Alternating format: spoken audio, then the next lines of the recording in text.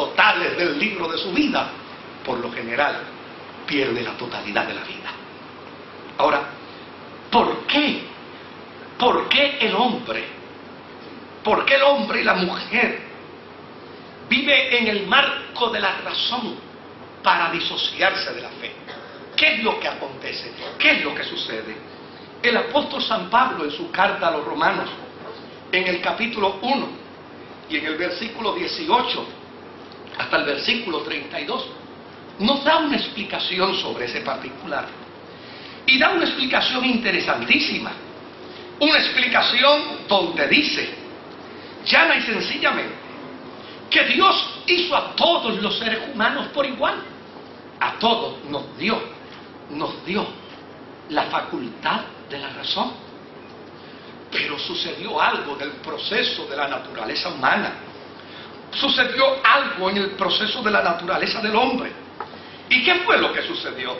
Mira lo que dice el salmista, el apóstol San Pablo en el capítulo 1, versos 18 al 32. Él dice, porque la ira de Dios se revela desde el cielo contra toda impiedad e injusticia de los hombres que detienen con injusticia la verdad. Porque lo que de Dios se conoce le es manifiesto, porque Dios se lo manifestó. Esa expresión del salmista, los cielos cuentan la gloria de Dios. Dios se lo manifestó a todos los hombres, porque las cosas invisibles de Él, su eterno poder y su deidad, se hacen claramente visibles desde la creación de ¿qué? Desde la creación del mundo. Lo que está diciendo el salmista, los cielos cuentan la gloria de Dios y el firmamento anuncia la obra de sus manos, siendo entendidas por medio de las cosas hechas, de modo que no tienen excusa. Es decir, ningún hombre, ninguna mujer, en su estado de soberbia y de arrogancia intelectual, tiene excusa de la grandeza de Dios. En el verso 22, dice, el verso 21, dice, porque verso 21, pues habiendo conocido a Dios, no le glorificaron como a Dios, ni le dieron gracia, sino que se envanecieron en sus razonamientos. Y su necio corazón fue entenebrecido, profesando ser sabios, se hicieron necios. Y cambiaron la gloria del Dios incorruptible en semejanza de imagen de hombre corruptible, de aves, de cuadrúpedos y de reptiles. Por lo cual también Dios les entregó a la inmundicia en las concupiscencias de sus corazones, de modo que deshonraron entre sí sus propios cuerpos, ya que cambiaron la verdad de Dios por la mentira, honrando y dando culto a las criaturas antes que al Creador, el cual es bendito por los siglos. Amén. Por esto Dios los entregó a pasiones vergonzosas, pues aún sus mujeres cambiaron el uso natural por el que es contra naturaleza. Y de igual modo también los hombres, dejando el uso natural de la mujer, se encendieron en su lascivia unos con otros, cometiendo hechos vergonzosos hombres con hombres, y recibiendo en sí mismo la retribución debida a su extravío. Y como ellos no aprobaron tener en cuenta a Dios, Dios los entregó a una mente reprobada para hacer cosas que no convienen, estando atestados de toda injusticia, de fornicación, de perversidad, de avaricia, de maldad, llenos de envidia, homicidio, contiendas, engaños, malignidades, murmuradores, detractores, aborrecedores de Dios, injuriosos, soberbios, altivos, inventores de males, desobedientes a los padres, necios, desleales, sin afecto natural, implacables, sin misericordia, quienes, habiendo entendido el juicio de Dios, que los que practican tales cosas son dignos de muerte, no solo las hacen, sino que también se complacen con los que las practican. Ese es el resultado final. Esa es la definición del caso que nos da el apóstol San Pablo a ese humanismo que le da la espalda a Dios. Desde luego, Hoy el humanismo nos ha invitado a redefinir conceptos. Hoy el humanismo, este humanismo ateo, nos ha invitado a reinterpretar conceptos. Hoy este humanismo nos ha invitado y nos ha desafiado a mirar la fe como un acto de ignorancia y alabar a la razón que riñe contra su creador. Pero a fin de cuentas, ¿qué ha provocado? ¿Qué nos ha traído? ¿Qué nos ha regalado? Óigame, cuando yo me junto con mis 4 nietos a jugar, a reír, cuando yo me junto con mis 4 nietos a disfrutar el tiempo, hay algo que me aterra, hay algo que me llena de pavor. ¿Sabe qué es? ¿Qué les deparará la vida en medio de la sociedad en la que vivimos? Cuando yo miro a mi nieto, ¿qué les deparará? ¿Qué pasará con ellos?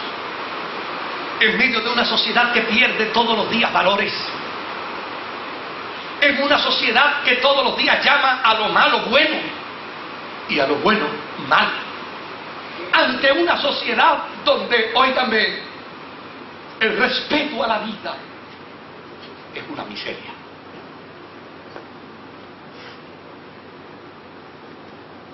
Donde ahora no solamente se roba, sino que el asaltante se complace en quitarle el valor más alto del ser humano, la vida, al que le roba, aún sin resistirse a que le quiten sus pertenencias.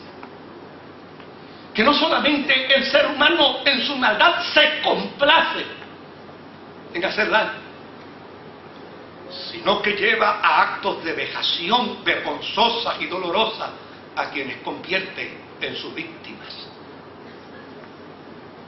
¡Cuánto dolor! Me llené cuando leía en los periódicos en estos días el asalto a una casa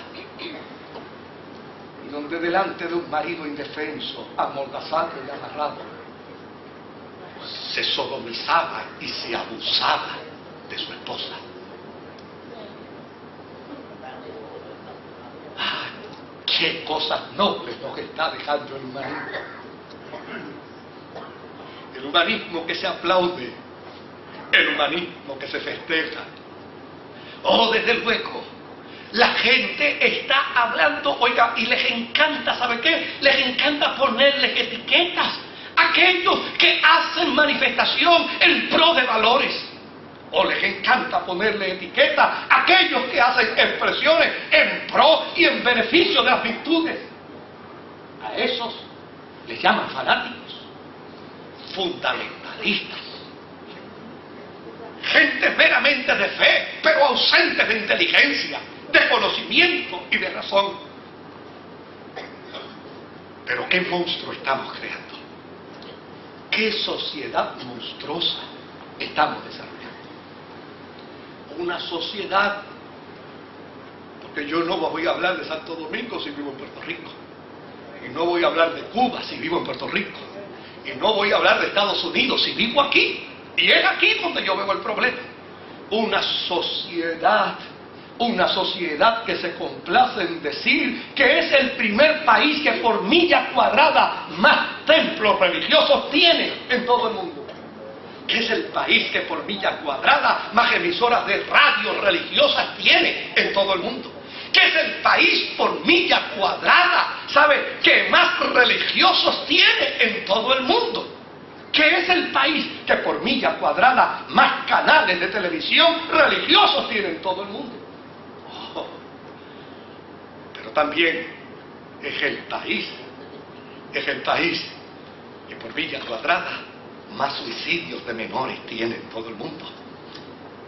Es el país que por milla cuadrada también tiene más alta incidencia de alcoholismo y de drogadicción de todo el mundo. Y es el país que también por milla cuadrada más alta incidencia tiene en violencia contra la mujer en todo el mundo. Oh, desde luego, el hombre puede aplaudir al intelecto y al humanismo que anda de espalda a Dios. Pero lo que está engendrando con su intelecto y con su humanismo es un monstruo vergonzoso y doloroso que llena de pavor a aquellos que somos padres, a aquellos que somos abuelos, y que nos tenemos que preguntar qué pasará en las generaciones futuras si algo no acontece de manera esperanzadora y transformadora en nuestra sociedad. La fe y la razón no fueron diseñadas por Dios en la vida del hombre para que el hombre riñera con el propósito divino. Fueron creadas por Dios para que el hombre armonizara con su Creador. Es con la razón que entendemos a Dios y es con la fe que expresamos nuestro entendimiento sobre Él. Es con la razón que entendemos las cosas espirituales y es con la fe que nos lanzamos a la vida espiritual.